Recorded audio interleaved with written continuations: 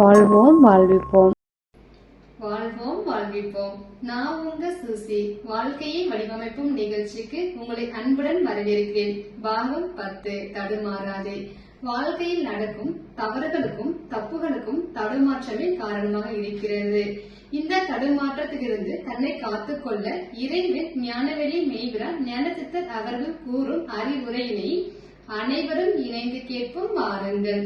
வாழ்வோம் வாழ்விப்போம். வாழ்வோம் வாழ்விப்போம். அன்பிற்குரியவர்களே, வாழ்க்கை வாழ்வதற்காக என்று தெரிந்த உங்களுக்கு அந்த வாழ்வில் வருகின்ற துன்பங்களை துயரங்களை ஓட்டுவதற்கும் தெரிய வேண்டும். ஏனென்றால் துன்பங்கள் துயரங்கள் தோல்விகள் உங்களை எழும்ப விடாமல் ஆக்கிவிடும், உயர்வை தடுத்துவிடும். உயர்ந்து நாம் அடைய வேண்டிய பேறுகளை பெற வேண்டும் என்றால் எங்கே துன்பம் நம்மை தேடி வருகிறது, எங்கிருந்து நமக்கு வேண்டிய தடைகள் முடைகள் உண்டாகின்றன என்பதை பற்றி நாம் உற்று கவனிக்க வேண்டிய கட்டாயம் இருக்கிறது.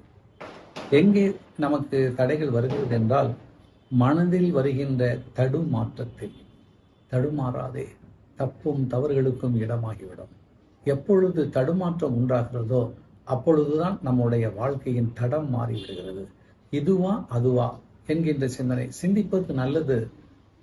எப்பொருள் யார் யார் வாய் கேட்பினும் மெய்ப்பொருள் காண்பது அறிவு. சிந்திப்பது என்பது தவறில்லை. ஆனால் வாழ்க்கை முழுக்க சிந்தித்துக் கொண்டே இருந்தால் வாழ்வதற்கு மிச்சமில்லை நாட்கள். நன்றாக சிந்தியுங்கள்.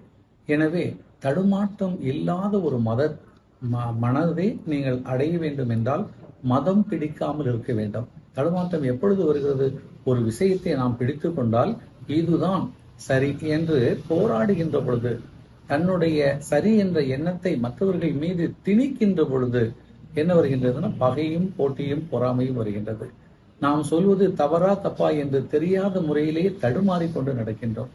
எனவே தடுமாற்றம் என்பது நன்றாக சிந்தித்து பாருங்கள்.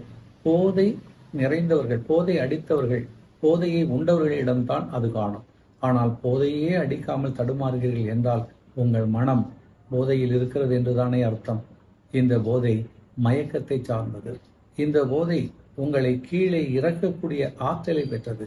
எனவே வாழ்க்கையில் எந்த விஷயமானாலும் நன்றாக உற்று கவனியுங்கள். தடுமாற்றத்தை அப்புறப்படுத்தி விடுங்கள். ஒரு காரியத்தை நினைக்கின்ற பொழுது அதற்கு பல வழிகளில் சிந்தித்துக் கொண்டு ஒரு வழியை தேர்ந்தெடுங்கள். அந்த வழியிலேயே நடங்க. பட்டினத்தடிகள் கூட சொல்வார், ஒன்றென்றிரு.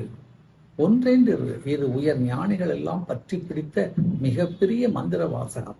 இதை மட்டும் நீங்கள் பற்றி பிடித்துக் கொண்டீர்கள் என்றால் நிச்சயமாக உங்கள் வாழ்க்கையில் உயர்ந்த படியில் ஏறிக்கொண்டே இருப்பீர்கள் என்பது திண்ணம். வாழ்வோம் வாழ்க்கை.